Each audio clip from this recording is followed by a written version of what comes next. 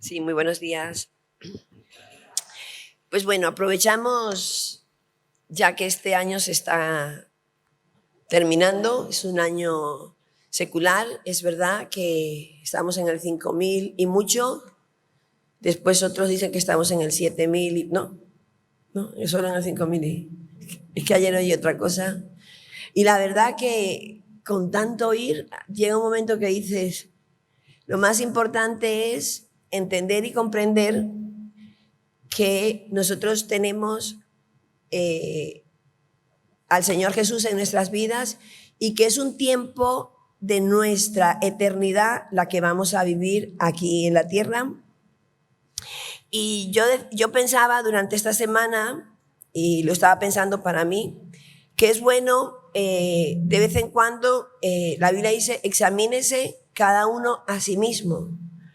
Quizás nosotros de las cosas más difíciles que tenemos en la vida es de examinarnos a nosotros mismos, pero ¿con quién nos examinamos? ¿Comparado con qué? Y por supuesto que nosotros es comparándonos con la palabra de Dios, porque a la final Dios nos ha formado, Dios nos ha diseñado y aquí lo más importante es comprender y entender que somos un eslabón en la vida y que la eternidad es lo que cuenta en nuestros corazones. Y el que tiene hoy 20 años, hace poco sabía que tenía poquitos, 7, 8, y de repente te encuentras con 40 y de repente el que tiene más de 40 se queda muy asombrado. Pero al finalizar este año civil que estamos viviendo, sí es importante que nosotros hagamos cortes personales. ¿Por qué cortes personales? Porque mira, muchas veces tenemos actitudes, reacciones, formas de vida que decimos, ¿por qué no hicimos un alto antes? ¿Por qué no recapacitamos antes? ¿Por qué no nos hemos dado cuenta que esto no estaba bien? Porque todas las cosas a la final van a tener un fruto, una recompensa o van a quedarse en el aire. Y yo quiero que veamos 10 cosas para que nos hagamos un test y pesemos nuestra vida del 1 al 10 en cada uno de los puntos que vamos a hablar. ¿Cómo estamos? Y la primera cosa que quiero que miremos es, ¿estoy en mi propósito? Sé cuál es mi propósito. Y el propósito no es una meta. Yo tengo la meta de comprarme una casa, hacer un estudio. Tengo un objetivo. El objetivo es cumplir con ciertas cosas en mi vida. Un sueño tampoco es mi propósito. Un sueño es, tengo anhelo de ir a conocer Francia. El sueño no tiene nada que ver con el objetivo que me estoy planteando. Quizás se puede hacer en cualquier momento de la vida, ¿no? Y muchos de nosotros tenemos un sentimiento de frustración porque parece que no estamos del todo como que haciendo lo que quisiéramos hacer. El propósito no tiene que ver con lo que yo he estudiado, aunque puede. El propósito no tiene que ver con lo que yo hago, soy un buen profesional. No tiene que ver. El propósito es cuál es el diseño de Dios para mi vida. Mateo 10, del 1 al 5, dice que entonces llamando a sus 12 discípulos, les dio autoridad. Jesús llamó a sus discípulos y dice que les dijo para qué era, para que echasen. Dice, les dio autoridad sobre los espíritus inmundos para que echasen fuera y para sanar toda enfermedad y toda dolencia. Y empieza a nombrarlos de uno en uno. Cuando vamos a Jeremías, dice la Biblia que vino pues, Jeremías 1, 4 al 8, vino pues palabra de Jehová a mí diciendo, antes que te formases en el vientre, te conocí. Y antes que nacieses, te santifiqué. Te di por profeta a las naciones. Dios para cada uno de nosotros tiene un propósito, pero nos llama. Ahora bien, podemos estar en el propósito general, que es la iglesia, y luego que estás en el general, encuentras el personal. Si yo estoy en la iglesia y vengo cada domingo y vengo a las vigilias y no estoy en mi propósito. Ahora, mi propósito tiene que tener por dentro como un sentimiento, una sensación de inconformidad. Porque esa inconformidad me va a ayudar a mí a encontrar el propósito. Si yo estoy inconforme y no busco mi propósito, quiere decir que yo voy a terminar muchos días de mi vida frustrado. Ahora, tengo que ir a la luz de la Biblia porque yo tengo que saber que nací para esto. Nací para esto. Mateo 22 del 1 al 5. Respondiendo Jesús les volvió a hablar en parábolas, diciendo, el reino de los cielos es semejante a un rey que hizo fiesta de bodas a sus hijos y envió a sus siervos a llamar a los convidados a las bodas, mas estos no quisieron venir. Y dice que los invitó a una boda. Jesús le tenía que hablar por parábolas porque llegaba un momento que no entendían de ninguna manera. Y entonces aquí vemos que le dijo, decirle a los convidados que vengan y vamos a tener una fiesta y están dispuestos, mas ellos no hicieron caso. Aquí pasa una cosa. Les invitaron, prepararon todo, pero tiene que ver la persona que quiera o no quiera.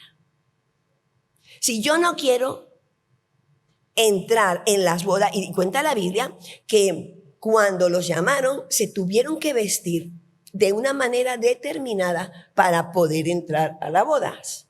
Y muchos no hicieron caso y el único que se presentó allí era uno que estaba zarapastroso y le dijeron, quítalo. Quiere decir que para entrar en el propósito que Dios tiene para mí, yo tengo que también conectarme con ese propósito. Y si no, yo voy a ser una persona fracasada y voy a siempre estar con la sensación de que me falta algo.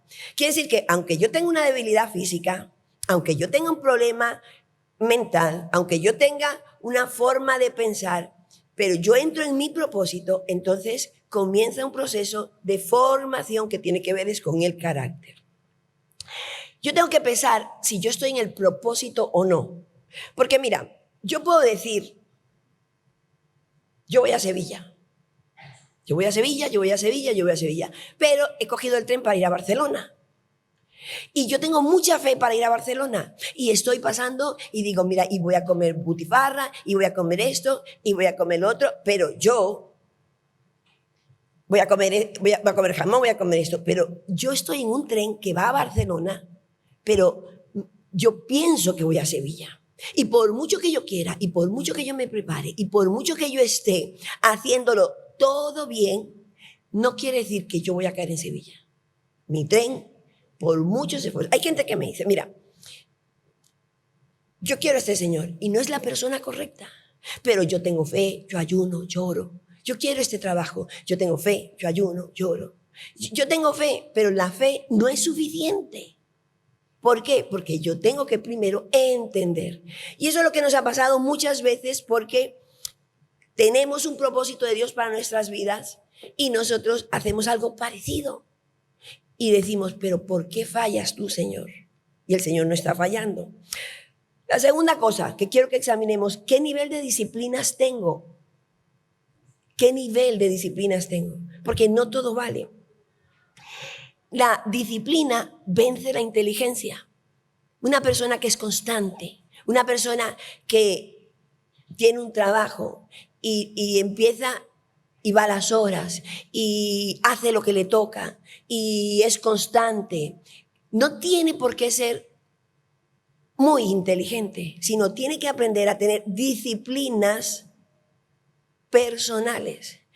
Hay personas que tienen el don para la música y se quedan en la mitad del camino y se vuelven casi profesionales. Hay gente que tiene capacidades para ciertas cosas y se vuelven en casi profesores. Hay personas que están siempre con el casi, pero no llegan porque les faltan disciplinas en sus vidas. Entonces, es muy difícil una persona que no viva por disciplinas, que llegue a cumplir su propósito. Pablo decía en Hechos 20:24, o sea, Hebreos, dice, pero de ninguna cosa hago caso, ni estimo preciosa mi vida para mí mismo, con tal que acabe mi carrera con gozo y el ministerio que recibí del Señor Jesús para dar testimonio.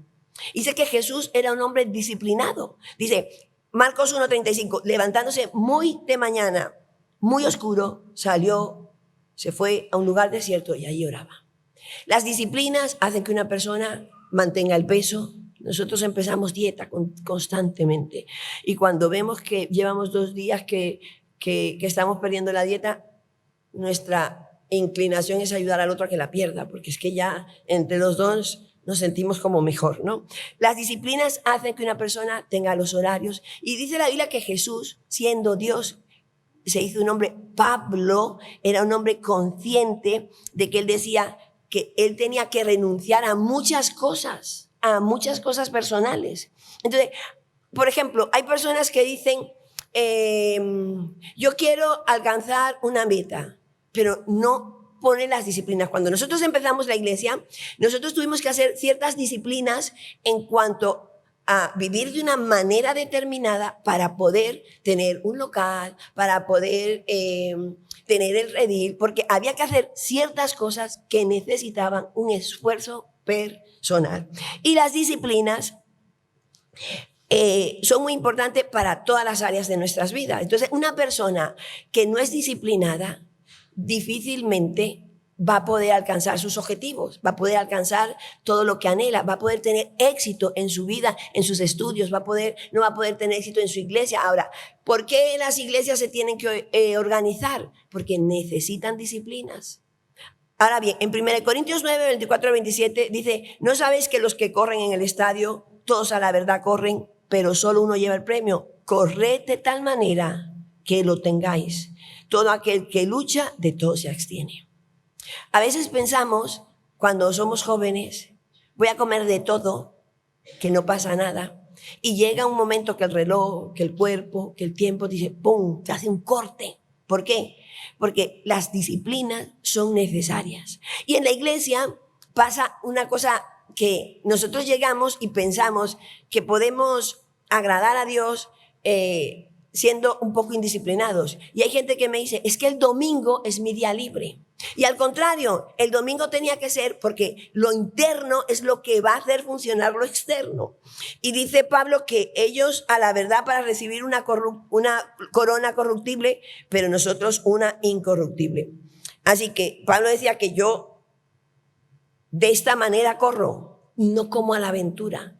O sea, yo no puedo tener una administración mala y decir, Señor, no me has bendecido, no he podido comprar esto, no he podido comprar una casa, no he podido comprar. Si yo no tengo una organización, una disciplina interna en mi forma de vivir, y yo tengo que pesarme si este año yo he sido consciente de que necesito tener disciplina. Y Pablo decía, sino que golpeo mi cuerpo y lo pongo por servidumbre. Señor, yo te pido que tú me sujetes. No, el Señor me ha dado voluntad para que yo la ejercite. Las personas que son extrovertidas, que somos extrovertidas, tenemos una inclinación al desorden. Pues trabajaremos el doble que los que no lo tienen.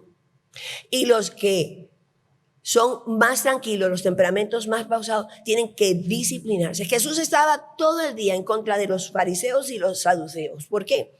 Porque los fariseos siempre querían presionar a Jesús para que les respondiese lo que ellos querían oír. Y los saduceos estaban en lo mismo, una lucha continua. Pero Jesús mantenía la línea porque él sabía para dónde iba. La tercera cosa que yo tengo que tener en mi vida como cristiano, como persona, para que me vaya bien, es ser fiel y leal a lo que estoy haciendo. Fiel a mi trabajo. En Samuel dice, 2 Samuel 11, 9 al 11, que Urías durmió a la puerta de la casa del rey con todos los siervos de su señor. David quiso matar a Usías, quiso enchufarle el hijo que era suyo. David era el rey, mas sin embargo Urías fue un hombre fiel.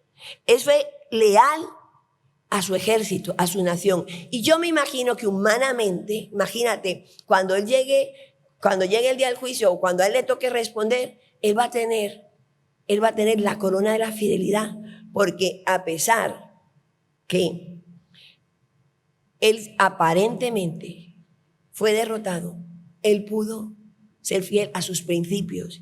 Y nosotros muchas veces, nuestros fracasos tienen que ver con la falta de fidelidad a nuestros principios.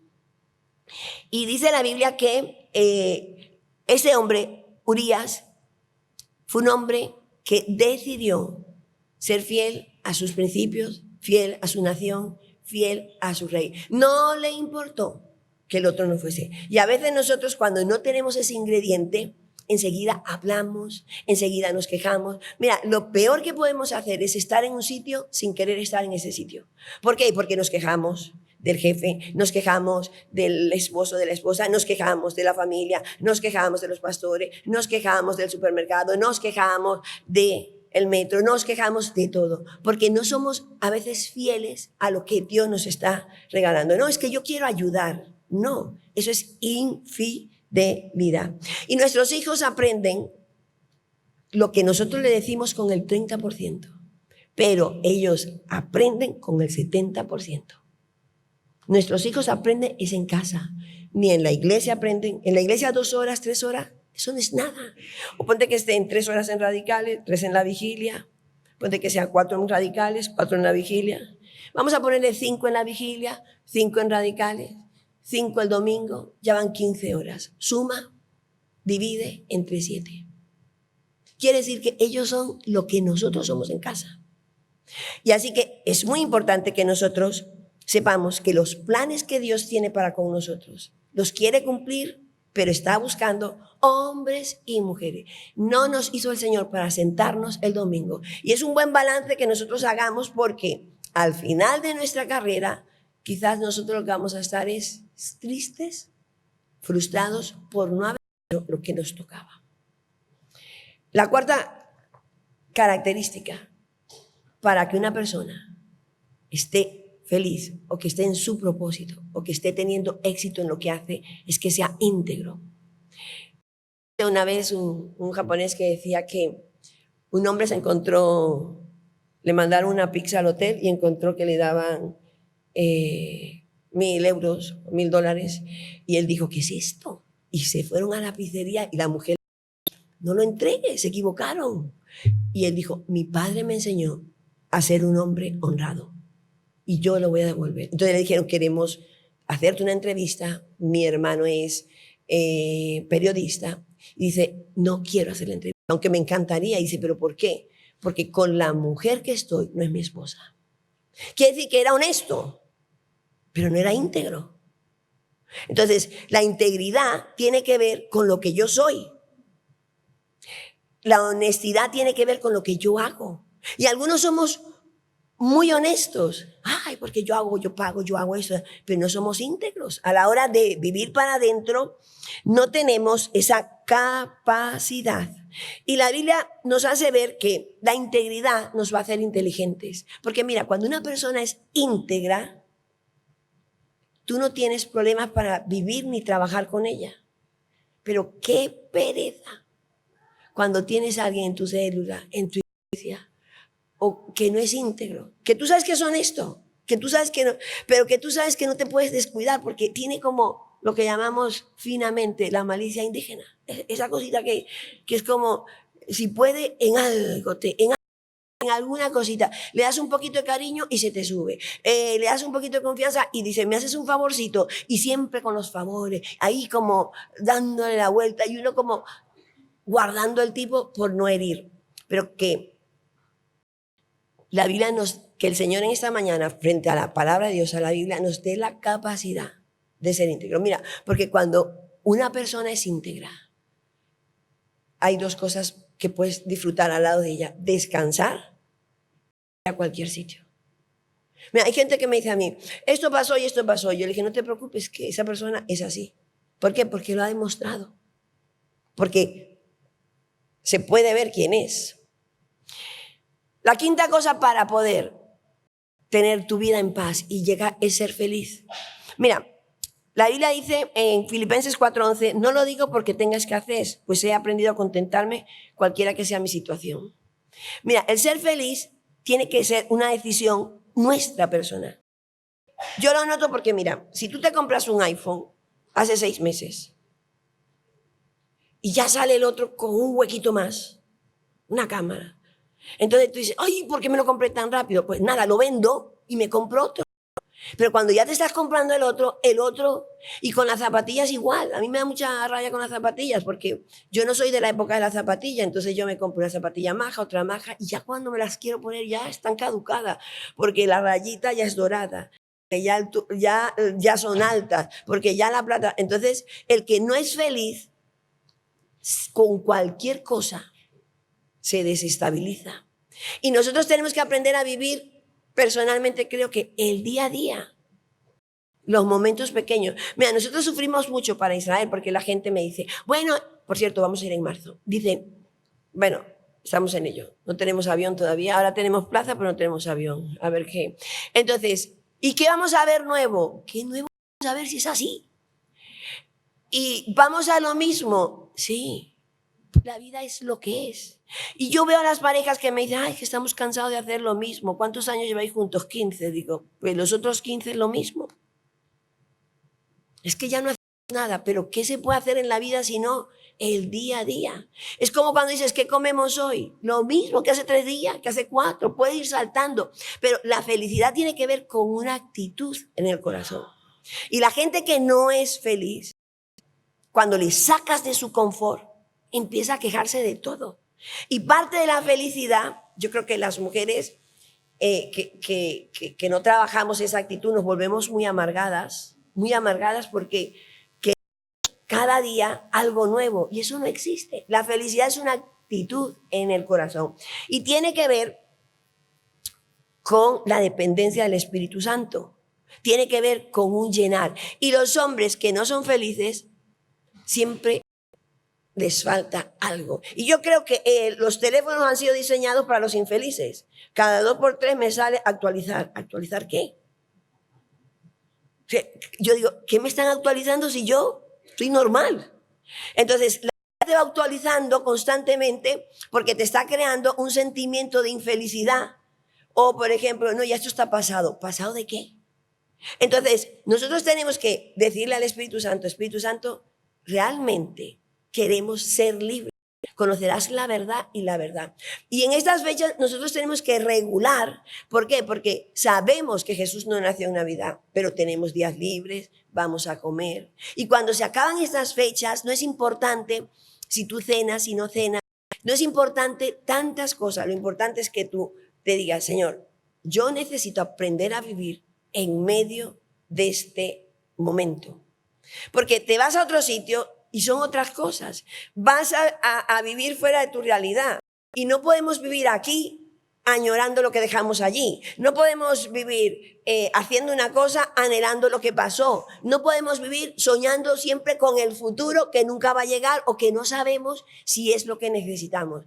Si yo soy, cada día es un día para conectarme. Ahora, Jesús me dio el secreto, se conectaba con el Espíritu Santo. Cuando yo no estoy conectado, no estamos conectados con el Espíritu Santo, se nota a la gente como que les falta algo y se lo das y da igual porque no es algo, es ser feliz. Pablo y Silas estaban en la cárcel, ellos sabían cuál era su propósito. Dice en la Biblia que en la mitad de la cárcel alababan a Dios, habían tenido un espíritu recto dentro de ellos y que les decía, esto es momentáneo, esto es momentáneo. Esto es momentáneo. ¿Por qué disfrutamos en el Redil? ¿Por qué disfrutamos de vacaciones? ¿Por qué disfrutamos en Israel? ¿Por qué disfrutamos en muchos sitios?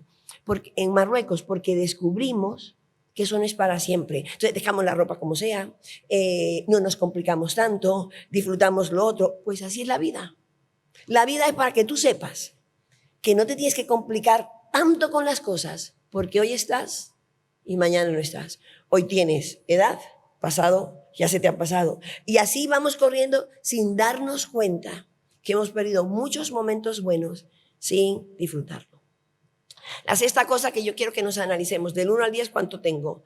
Las cosas no se consiguen de la noche a la mañana. Hay gente que monta un negocio, hay gente que viene a una célula, hay gente que está trabajando una atadura, hay personas que quieren hacer algo y dice, he orado 3 meses, he orado 1 año, he orado y el Señor no me ha respondido. Las cosas tienen que hacerse despacio. Hay gente que dice, voy a cerrar el negocio porque llevo 3 años y no funciona. A lo mejor no funciona los primeros 4 años. Hay que capitalizarse y hay que esperar un poquito más. Es que yo estoy trabajando pues me tiro a... No, tenemos que aprender a tener paciencia. Hebreos 12:2, puesto los ojos en Jesús, el autor y consumidor de la fe, por el cual, por el gozo puesto delante de él, sufrió la cruz. Entonces Jesús vino y dijo, yo voy a sufrir porque quiero ver la salvación de los demás. Si tú estás estudiando, pues estudia. No, yo quiero disfrutar. ¿Y cuándo voy a disfrutar? Yo me acuerdo que me decía, pero bueno, todos mis amigos están jugando y yo en el colegio, yo estudiando música. Tranquilo, algún día. Si una persona todo el tiempo está pensando que no tiene que tener paciencia, que las cosas tienen que ser ya, que yo tengo 2 años estudiando y hay gente que dice, no, me voy 3 meses a Londres y voy a aprender inglés. Y no aprende nada, en 3 meses no se aprende. Pero no importa que tenga nociones. Y entonces se vuelve un casi sé inglés, casi sé música. Y nosotros somos así. Me dice, me encanta la música, tengo una guitarra en casa. ¿Y sabes tocar? No, pero casi sé un poquito. ¿Y sabes de esto? Sí, un poquito. Nos volvemos mediocres. Y venimos a la iglesia en lo mismo. Pues ya yo sé eso. Ya yo entré ahí. Yo puedo lo otro. Sí, la vida dice, amado, yo quiero que tú prosperes en todas las cosas. Quiero que te vaya bien. Porque Dios nos está llamando a eso. Y empezamos a meternos en este ministerio, en este ministerio, en este ministerio. Y lo más triste que queremos hacer, lo bien que le va a otro. Empezar. Y todas las personas que están en un punto es porque han tenido paciencia. Han luchado. Gente que me dice, tengo 2 años con este negocio y no da. ¿Por qué tiene que dar en 2 años? A lo mejor dan en 4. Ahí la dice que Abraham esperó 25 años porque Dios quería que fuese un hombre de fe.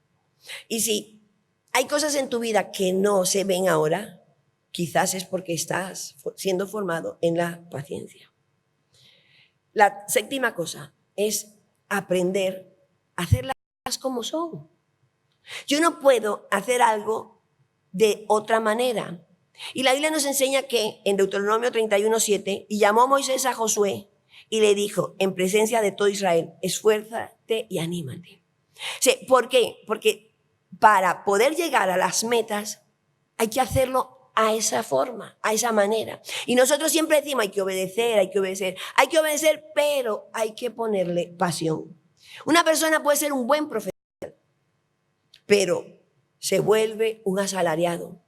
Hay gente que tiene puesto y se vuelve un asalariado. Trabaja 8 horas, hace las cosas bien, pero no le pone pasión. La gente sin pasión, y cuando Dios le habla a través de Moisés a Josué, cuando Josué fue junto con Caleb, él vio muchos obstáculos. Él dice que eran gigantes para conquistar la tierra, que había problemas, que había dificultades, pero la obediencia tiene que ver con la fe. Yo creo que si Dios nos va a dar eso, vamos a creerle. Pero no solo voy a creerle, porque hay gente que le cree, hay gente que es aburrida, solo habla lo negativo, y esto cómo lo vais a hacer, y esto donde, y tú dices, que ahí viene fulano, quitémonos. Pero la gente apasionada se vuelve un profesional. Se vuelve bueno, porque una persona que le gusta la cocina empieza a prepararse para la cocina, empieza a ver recetas, empieza a ver esto, empieza a ver lo otro, Una persona que tiene un hobby se vuelve un apasionado. Entonces, la pasión tiene que ver con la fe. Y nosotros somos llamados a tener pasión. En Mateo 22, del 1 al 5, respondió Jesús, les volvió a hablar en parábolas, lo que leímos al principio, diciendo, el reino de los cielos es semejante rey que hizo una fiesta de bodas a sus hijos y envió a sus siervos a llamar a los convidados a las bodas. Mas estos no quisieron venir. Volvió a enviar a otros siervos diciendo, decid a los convidados, he aquí he preparado mi comida, mis toros, mis animales engordados han sido muertos y todo está preparado para venir a las bodas. Mas ellos sin hacer caso. Cuando yo no hago caso, yo pierdo buenas oportunidades. Era algo bueno. Vamos a hacer una boda. Os invito. No, es que hay cosas mejores, esta y esto. Cuando el Espíritu Santo habla, a veces le tiene que hablar a gente muy llana y muy torpe o muy normalita porque hace caso. Entonces, el Espíritu Santo quiere hablarle a todos. Y hay gente que dice, estoy buscando una respuesta, estoy buscando una palabra de Dios. Ay, Dios me hable. Pero para que Dios te hable, aprende a hacer caso. Y dice aquí, mas ellos sin hacer caso. Se perdieron una boda, nos perdemos tantas cosas buenas de Dios y de la vida. Y de la vida, cásate. Pero ¿para qué si nos amamos? Dile a tus hijos, pon al Señor por encima del colegio. No, que se prepare mejor. Vas a llorar. Porque quiero darte una noticia. La vida es bonita, pero la vida es dura. La vida hay que luchar. Y si ellos no aprenden de pequeño y de adolescentes a centrarse en el Señor, mira, ponte que sean buenos profesionales, ponte que sean inteligentes, que lleguen lejos, pero toman una decisión equivocada en la vida personal. Se empiezan a deprimir, empiezan a tener problemas, empiezan a sufrir y pasan el 50% hundidos y son buenos. Entonces, el aprender a hacer caso, el aprender a oír, te lo dicen. No tienes por qué ser una iglesia, no tenemos por qué ser una familia, una iglesia, una dictatorial. Tenemos que ser sensibles al obedecer. La octava característica, y yo tengo que poner del 1 al 10, ¿qué tan agradecido soy? Porque a veces somos agradecidos, y en Éxodo 16:3, y les decían los hijos de Israel, ojalá hubiéramos muerto por mano de Jehová en la tierra de Egipto, cuando nos sentábamos a las ollas de la carne. A veces en los procesos de formación de Dios para nuestras vidas, Dios quiere llevarnos lejos y nos estamos quejando todo el tiempo. Entonces ellos se quejaban porque estaban en un sitio y dice, cuando comíamos pan hasta saciarnos, pues no habéis sacado de este desierto para matarnos de hambre a toda esta multitud. Para que una persona sea agradecida, tiene que aprender a dos cosas, a ser inconforme y a ser agradecido. Inconforme, ¿por qué? No estar contento siempre con lo que está viviendo, pero ir caminando con una actitud de gratitud. ¿Por qué razón? Porque cuando una persona es inconforme se vuelve un rebelde. Por ejemplo, tenemos instrumentos, tenemos niños, tenemos rediles, tenemos trabajos, tenemos familia, pero todo eso necesita un esfuerzo para que funcione. Pero el inconforme quiere arreglarlo todo y eso es bueno, pero tiene que estar acompañado de gratitud. ¿Por qué? Porque hasta aquí hemos llegado. Y el pueblo de Israel se enredó con esto. Se le olvidó que eran esclavos, se le olvidó de dónde veníamos. Yo me tengo que comparar conmigo misma. Si algo no me estaba funcionando, digo al Señor, de estas 10 cosas, ¿dónde estoy? Mira, a mí me da mucha pena cuando la gente tiene un éxito, cuando la gente consigue un trabajo. ¿Por qué? Porque dejan de ser inconformes y se acostumbran a ello. Después, otros se vuelven inconformes, pero no trabajan la gratitud. Se les olvida todos los beneficios. Y estas dos cosas hacen que seamos personas fracasadas en lo que estamos haciendo. El fracaso no me lo da, el fracaso me lo trabajo yo. David era un hombre con muchos errores, pero David aprendió a valorar su vida y a no olvidarse. Y en 1 Crónicas 29:14, porque ¿quién soy yo? Se comparaba con él mismo. Tú no puedes compararte con nadie, sino contigo. Y dice, ¿y quién es mi pueblo? Él podía decir, Señor, somos el pueblo escogido. Yo oigo a unos y dice, no, porque yo soy mejor que este, porque yo de esto, por favor. David era un hombre humilde y dice, para que pudiésemos ofrecer voluntariamente cosas semejantes, pues todo es tuyo y de lo recibido de tu mano te damos. David sabía que los dones, la capacidad, era agradecido. Y todos mis dones son porque Él me los dio. Ahora, si yo no soy una persona agradecida, seguramente hay algo en mi vida que no está funcionando. Y no hay peor cosa que un empleado, que un discípulo, que un pastor, que una persona ingrata. ¿Por qué? Porque todos son quejas. Ay, porque en la clase, ay, porque no sé qué, ay, porque no sé cuánto. Pero nunca te dicen gracias o demuestran gratitud. Y la Biblia dice que es pecado. Y veces estamos ahí batallando con las bendiciones y las bendiciones están todo el día como los árboles que tienen fruta que se están moviendo porque nosotros estamos muy preocupados en hacerlo todo bien y se nos olvida la gratitud. La novena cosa es ¿qué mentalidad tengo? ¿Qué mentalidad tengo? ¿Tengo mentalidad de pobre? El pobre, para que sepas, piensa, necesito dinero, piensa, voy a sacar un crédito. No se le ocurre decir, primero, voy a ahorrar, voy a ver qué vendo, qué tengo, voy a ver cómo saco el dinero, voy a buscarlo. O la mentalidad de pobre es siempre vivir con las tarjetas, vivir con el dinero de otro. Y otros son mentalidad de escasez, es, no, dice, se me ha dañado el sofá de mi casa. Y vas a su casa y tiene un hueco el sofá. No, ese sofá había que tirarlo ya. Hay gente que da aspecto de pobre. Da aspecto de pobre porque su corazón es pobre. Cuando a mí me contaron que la mentalidad de pobre siempre estaba hablando del dinero, esto cuesta 10, esto cuesta 15, esto cuesta 12, y a mí me gusta comprar bien, de precio, y comprar bien. Pero cuando todo tu problema es el dinero, es mentalidad de pobre, y puedes tener mucho dinero allí. Y no es para que gastes tanto, Gloria, es para que regulemos. ¿Por qué? Porque le estará dando con el codo al otro diciendo, ¿ves? No, la mentalidad, cuando yo leí que mentalidad de pobre es, porque yo soy hija de un emigrante y yo compro algo y yo lo guardo 1 año, 2 años, 3 años, porque yo quiero guardar todo. Y cuando yo iba con Quique y le comprábamos unos zapatos y él se lo quería poner al día siguiente, y yo decía, ¿pero te lo quieres poner ya? Me dice, ¿para qué son? Digo, para ponérselos. Nos han regalado unas colonias muy caras y yo digo, yo no quiero usar una colonia tan cara. Entonces, yo conociéndolo, pero carísimas, es que yo he dicho, entra al internet. Y yo se la pongo hoy y dice, ay, la voy a probar. Yo digo, ¿por qué? Porque a libertad nos llamó el Señor. Digo, no huele a nada. Eso es mentalidad de pobre. No huele a nada. ¿Por qué? Pero yo la trabajo. Y la mentalidad de generosidad es, nada es mío, es de Dios. Voy a administrarlo bien para Dios. Y mira, el Señor va a proveer a través de sus hijos, pero no te preocupes, que si tú no quieres, Dios no te va a obligar. Porque para eso está la parábola de los talentos. A uno le da 10. Y yo decía, qué injusticia, ¿no? A uno le dio 10, a otro le dio 5 y a otro le dio... A uno le dio 5, a otro le dio 3 y a otro le dio 2. Y cuando se lo quitaron al pobrecito, ¿os acordáis que le quitaron al pobrecito el 1? Se lo dieron al que más tenía. Y yo ese día dije, qué injusticia, no dárselo al que más tiene. Porque el que más tiene ahorra, arriesga.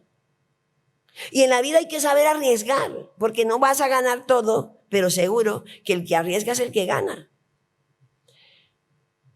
El que realmente está en el proceso de tener mentalidad del cielo, mentalidad libre, es aquel que disfruta aún gastando. A veces compras algo y te está doliendo y estás una semana sufriendo. Algunos están toda la vida sufriendo. Hay gente que me dice, ay, porque es que nosotros tuvimos un fracaso y no nos hemos podido levantar. Entonces yo digo, ¿y desde cuándo? Dice, no, llevamos como 10 años. ¿10 años? Sí, porque vendimos esto y lo hicimos 10 años. Sí, y es que a los 8 nos pasó otra cosa. Y ya me sacan la maleta. Digo, bueno, ¿y ayer qué pasó? Dice, pero yo quiero contar. Y se tiran media hora contándome todas las penas que han perdido. Oremos, porque la Biblia dice, da y se os dará. Tenemos, si queremos tener éxito. Nos queda solo uno. Para poder tener una buena experiencia, una sanidad, un crecimiento espiritual, éxito en nuestras vidas, tenemos que pedir dirección. La dirección dice que en Hechos 13, 2 al 3, ministrando estos al Señor y ayunando, dijo al Espíritu Santo, apartadme a Bernabé y a Saulo para la obra a lo que os he llamado. Pidamos dirección al Espíritu Santo. Porque la palabra de Dios habla. Dios habla. Tú quieres hacer algo, pregúntale al Señor. Tú quieres cambiar de algo, Espíritu Santo, ¿cómo se hace esto?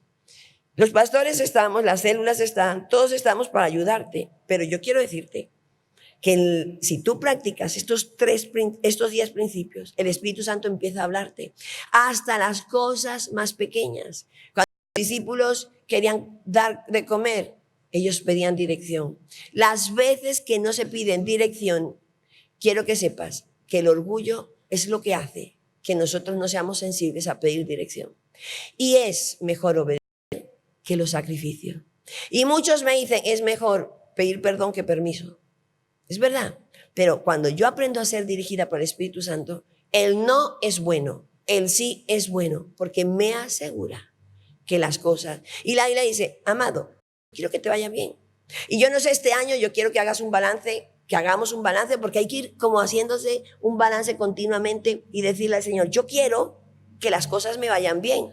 Y si el Señor nos trajo hasta aquí, es para no volver atrás. Y si el Señor nos ha permitido estar en este lugar, pero ya tenemos 2 reuniones y tenemos niños, tenemos sueños, tenemos anhelos, pero no podemos estancarnos por los fracasos. Nos tenemos que examinar. ¿Qué 10 cosas estoy yo despistado? ¿Dónde no he podido hacerlo a la manera de Dios? Y si yo no le doy importancia, no pasa nada. Puedo pasar muchos años en lo mismo. Y en esta mañana te decimos, Señor, que te damos gracias. Te damos gracias porque eres un Dios bueno y un Dios de misericordias. Yo quiero pedirte, Señor, que nos ayudes a encontrar nuestro propósito o a renovar la visión de mi propósito. Enséñame, Señor, a tener disciplinas, horarios, a ser fiel, a ser diligente, a hacerme ciertas cosas, a luchar correctamente. Yo te pido, Señor, que me enseñes a ser leal, porque la lealtad me asegura. Y, Señor, queremos aprender que muchas veces, Señor, creemos que somos fieles, pero no lo somos. No tenemos ese nivel de Urías, que fue fiel, estuvo en la puerta y se fue al cielo, porque todos iremos un día al tribunal de Cristo. Todos iremos a la eternidad. Y lo más importante es que tú estés en nosotros, pero que seamos hallados fieles. Perdónanos, Señor, cuando no hemos sido fieles a quien nos ayuda, a quien nos guarda, al que nos da trabajo, a nuestras familias, a nuestros esposos, a nuestras esposas. Perdóname cuando no soy fiel a mi iglesia. Perdóname cuando no soy fiel contigo. Te pido, Señor, que nos limpies y nos ayudes a ser íntegros, a ser como somos y pensar y actuar de tal manera. Te pido perdón por no ser feliz, Señor, porque a veces nos quejamos y hemos recibido tanto de ti que se nos olvida. Quiero ser paciente, Señor. Quiero aprender a luchar. Ya hay cosas que se hacen rápido y hay cosas que no se hacen tan rápido. Enséñame a tener la paciencia suficiente. Enséñame a hacer caso y a tener pasión. Perdónanos porque nos volvemos profesionales, pero, Señor, el apasionado se profesionaliza y llega a feliz término. Yo quiero ser de eso, Señor. Y hoy te damos gracias por este año, por mis hijos, por mi familia, por mi esposa, por mi esposo, por el trabajo, por la vida, por esta nación, por mi trabajo, por la iglesia, por mis pastores, por tu provisión, por Israel, porque has sido bueno y fiel. Y gracias, Señor. Muchas gracias, porque ¿quién soy yo? ¿Quién es mi familia para que tú nos hayas salvado? Hoy quiero decirte, Señor, que quiero tener la mentalidad de generosidad, dejar de pedir tanto, más bien ponerme a dar y a ser generoso. Renuncia a la malicia, Señor, de insinuar, de pedir, de agradar a los demás. Renuncio, Señor, a esa mentalidad de pobreza. Y Espíritu Santo, te dirijas en este nuevo comienzo, en esta etapa. Nos gustaría, Espíritu Santo, poder hacer cosas contigo para esta iglesia, personales, familiares. Señor, y Jeremías, Nehemías tuvieron pasión, inconformidad, pero también gratitud, y por eso ayudaron al pueblo a salir adelante. Que hoy nosotros, los pastores, especialmente Quique y yo, podamos tener inconformidad, pero también gratitud, para subir otro peldaño y llevar a este pueblo a otras dimensiones de fe. Gracias, Señor.